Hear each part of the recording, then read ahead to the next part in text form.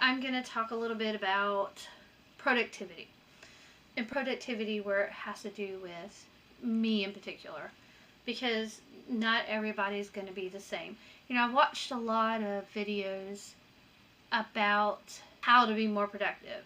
Everything from going to bed at a certain time at night to getting up early in the morning to give yourself more daylight hours, I guess, to get things done. Now, granted, some of that works for a lot of people. I think sometimes when things happen in our lives, where it could be anything from, like in my case, a chronic illness that takes away some of your mobility. Maybe people struggle with depression, or maybe, and I've been there, a mom with small children, and getting things done within the time that you want to get it done, it doesn't always happen. It just does not happen. And so I had to rethink what being productive was for me, because I went from being a person who was extremely active. I was the mom that was involved in everything. I did pretty much all the cleaning, all the cooking, drove everybody everywhere. And then when I became the person who couldn't drive, couldn't walk without assistance, I mean, I can't even mop and scrub a kitchen floor. It's been a learning adventure, if you want to call it that. I'm still learning, because I was thinking about it today, because yesterday I got up, I had a list of my to-do list, and I put it down as want to-do list, because I'll put several things down of what I want to accomplish that day, but I don't always accomplish. You know what? I normally don't accomplish what I want to accomplish for that day. Now, yesterday I had a list. It went something like load the dishwasher, do a load of towels, food prep, because I've explained that I eat the same foods every day, and I prep my own food, and I wanted to do food prep. I wanted to record a video. I wanted to take a shower. I wanted to wash the sheets on my bed. I was able to accomplish 3 of those things yesterday. And I applauded myself because I accomplished 3 of the things on my list. I was able to get the dishwasher loaded, and I wiped down the countertops. I was able to get the towels going, and I don't remember what the 3rd thing was that I accomplished. Oh, video editing. I wanted to edit a video, and I got that done and got it ready and scheduled to go out. So I didn't beat myself up for the things I didn't do. And no, I'm not the only one that does anything, but when I feel like getting up and doing something, I want to be able to do that. But it's been a very long road for me to get to the point where I'm okay with not accomplishing everything on my list for that day, for whatever reason, and asking other people to step up to helping around the house more. Because I was the one that did pretty much everything around the house. I did teach my kids as they were growing up to clean up after themselves. They always had chores to do. So they all have these skills. But I've had to learn to ask for help. And I always felt less than myself when I had to ask for help. And I still struggle with it, because I think to myself, you should be able to do this, Vanessa, but I have to remind myself that there are some days I just can't do it. I just cannot fix my own bed. Some days I need help doing that. Because honestly, the lifting of the mattress to tuck in the fitted sheet, it hurts. You know, it can be a bit much, and I've had to learn to be okay with asking someone to help me put my fitted sheet on, or to do my pillowcases, or anything that normally I would have never considered asking anyone to help me with. And now I take it day by day. So now I'm learning that any type of productivity is good. Now, having said that, there are days where my body is just not able to do anything beyond sitting in my bed with my legs up and resting. And I can have a day or two or three even of being productive and getting some things done. But I also have to learn to listen to my body. Now, again, different people, different circumstances, you'll have to approach it different ways. You have to find what works for yourself. And 8 years into this diagnosis, 8 years into this, and it's actually been a little bit more than that, but 8 years since my diagnosis, 8 years of, like when I had to give up driving, that, oh my goodness. I was a late driver. I didn't start driving until I was about 21. And I'll be 53 this year. Some people start when they're like 15, 16 years old, and they drive until they're 60s, 70s, or later. And I had to give up driving in my late 40s. And that was an extremely hard thing to do. I always enjoyed driving. The freedom of just being able to get out and go, run myself to the store, run other people to where places they need to go, whatever. So having to give that up because it was no longer a good idea. It was dangerous for me to keep driving. And I had people who did not understand. And that was hard for me to understand, how a person could not understand why it was important, or for safety reasons why I needed to give it up. But I also had to learn that not everybody's going to understand my decisions for myself. And I have to be okay with that too. So giving up driving, learning to use mobility aids. I have a rollator, one of those walkers with the wheels on it. Super conspicuous. And I had to get a wheelchair because sometimes I cannot walk very far. But learning to accept the things that I need for myself has been a journey. Learning to be okay with myself, what I can and cannot do, what I have to ask for help with. But all I'm trying to say is, we need to find how to make stuff work for us. We have to find what works for us within the chronic pain and the chronic illness. And I had to find how to be okay with having those down days, those days where I'm just laying in bed. I have to be okay with just letting myself recover. Because if I don't let myself recover, I'm just not going to be able to get up. So for me, what that looks like is when I wake up and I realize, hey, your body is not going to let you do very much today.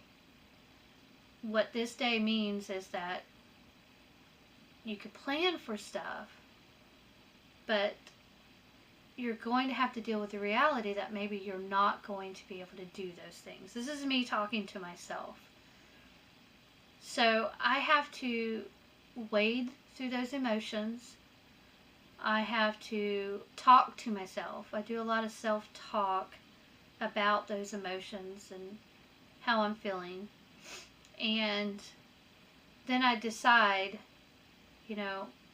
okay, now I've got to move a little bit. So the first thing I do is I head to the bathroom.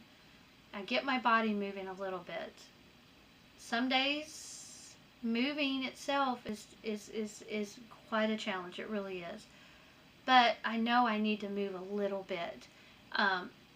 Most people with arthritis of any type will tell you that movement helps. Doesn't always feel good, but it does help. But I've learned that if I can get up and at least move myself down the hallway a little bit, get up, I don't have to fix my bed, just straighten it, even if I'm going to be in the bed that day. Kind of tidy the area around me a little bit. Even if I have to stay in that one spot for the day, I can make that spot nicer for myself. in however that looks. Whether it's throwing away cups or cans or bottles or tidying up garbage or anything. Whatever that looks like for me. I have to do for me what I can for that day. I saw a picture the other day of 2 ladders. And one of the ladders had regular, what I call regular rungs. The other ladder had, the rungs were much further apart. And on the ladder that where the rungs were further apart, the little person was trying to get up on that ladder and they just couldn't. But on the ladder where the rungs were more evenly spaced out, the person was already getting to the top. And what it was saying is that small steps matter. So what those small steps look like for you will probably look different from me. It could change. It's going to vary case by case, circumstance by circumstance, person by person. Also, it differs for what you can afford. I am getting ready to call a doctor for the first time since my diagnosis. I never had insurance, even when I got my diagnosis the first time. And if you're new to here, I have rheumatoid arthritis, and it's something that's been a slow, thank the Lord, a slow progression in my body, but it does affect my mobility, it affects my hands, among other things. When I was first diagnosed, I didn't have insurance. Now, I do now, but the insurance that I have, the health insurance that I have, it's actually more costly to have the insurance than it is for me to go to the doctor without insurance, if that makes sense. Because of the deductible, because of the co-pays, it actually costs more for me to go to the doctor with my insurance than it does for me to go just saving up money. Now, after my diagnosis, I had decided at the time not to take medication for various reasons I won't go into. I saw a regular doctor. I got some blood tests. They came back with a diagnosis. I had to go to a specialist, a rheumatologist, and they concurred with everything. Plus, I had some physical signs, and x-rays had been done and all that. And they confirmed the diagnosis. And because I wasn't going to take medication at that time, the rheumatologist basically said I didn't need to come back to them. So that was 8 years or so ago. Well, now I find myself needing to go back to the doctor, mostly because I need to see about disability. Now, the only reason I want to see about disability is to see about getting it for mobility aids, because I need them, but I can't afford to get them on my own. Now, the wheelchair I have, I saved up for that. My son had joined the National Guard, and when he joined the National Guard and he went to basic, I was determined that I was going to be there, because he went to Army Basic, and I was determined that I was going to be there. There was 2 ceremonies, and I was determined I was going to go to those ceremonies, and I knew that I would probably need a wheelchair. So what I did was, in the process of saving up the money to go to, because it was in Georgia, to go to the 2 ceremonies I was going to go to, I also saved up money, and I ordered a wheelchair off of Amazon. Now, I do have it here in the house. I use it in my kitchen. When my kitchen gets up a little cleaner, I will actually share some of the things I can do around the kitchen. I also have a rollator walker. Now, that was given to me.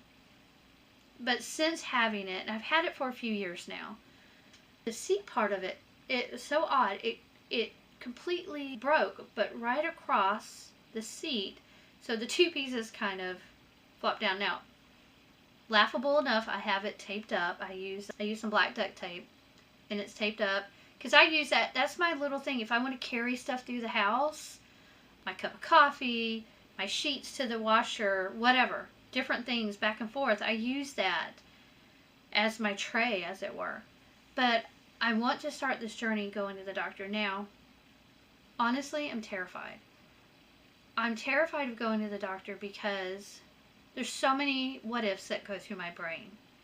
What if it's something more? What if they find other things? What if? But, like I've shared before on my other videos, my faith in God, my faith in what I believe about Him is the cornerstone of my life. It's what has gotten me through the deepest, darkest parts of my life. Now, I know different people rely on different beliefs and different spiritual understandings, and I'm not here to push my beliefs on anybody. But for me, my faith and what I understand about God is what gets me through. Now, having said that, the fear is still there. Now, that is going to be something I will work through. And I will do a lot of praying. I will do a lot of searching, soul searching, and all that in preparation for going to the doctor. I have a small group of people who are my support here, and I will reach out to them and just let them know, hey, I'm going to be going to the doctor. Could you keep me in mind? I will have somebody with me when I go, and that's going to be comforting. But it's something I need to do for myself if I want to continue to move forward in life. I want to be as active as I possibly can and still listen to my body at the same time. I want to learn to trust in my higher power more than I do now. I want to learn to just be more accepting and content with my life as it is. And for me, that means that it's a day by day by day thing. So what I'm able to get up and do today, I may not be able to do tomorrow, but tomorrow, if I find that I cannot get up, I have a plan for tomorrow. I want to cook. I want to put some chicken in the slow cooker. Later, I want to do some red beans and rice, and I want to do cornbread, and the whole shebang.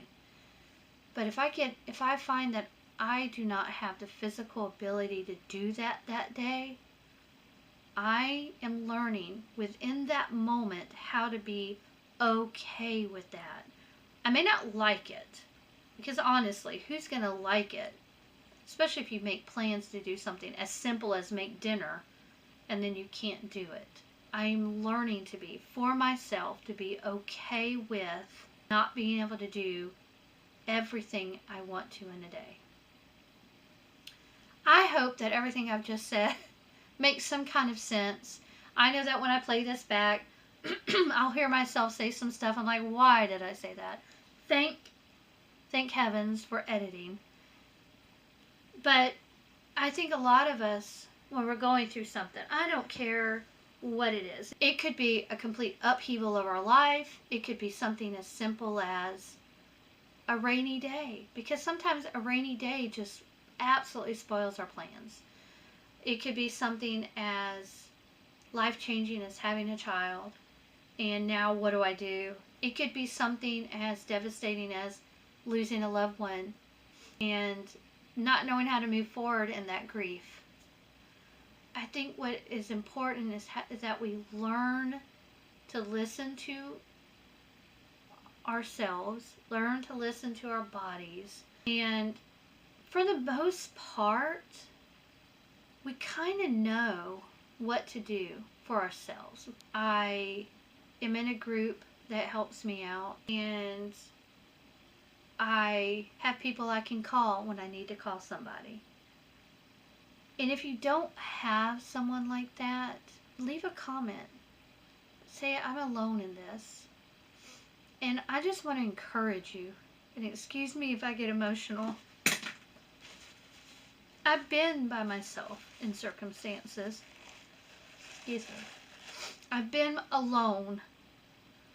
I just want to encourage you to not give up, because you can't see it right now, but there will be better days. Tomorrow might be that better day. We don't know, but I want to encourage you. If you need to reach out to a hotline, call a hotline. But please don't give up. Your life absolutely matters. So my camera completely cut off on me just a little while ago, so I'm taking that as a sign that it's time for me to end this video. And again, I really hope that something I've said helps someone. And I hope that you remember you're not alone. There's hotlines you can call. There's probably at least one person maybe you could text or call. I think a lot of it starts with, we've got to be willing to admit that we're struggling with something. And sometimes a little humility comes into it too. I know that with myself, I had to be willing to go to someone. And that takes some humility. And I really hope that if you're here and you're struggling with something, I just pray that your struggle will be, I want to say over with soon, but in a good way. That tomorrow an answer will present itself, or that later tonight you'll realize, hey, I'm starting to feel a little bit better. Just don't give up, because remember, your life really does matter. I hope you guys will come back for my next video. I never know what I'm going to be talking about. And if you liked anything I said, please give this video a thumbs up. If you want to see any more of my videos, I hope that you will consider subscribing. And just remember, your life matters. And I really hope that you have a great day.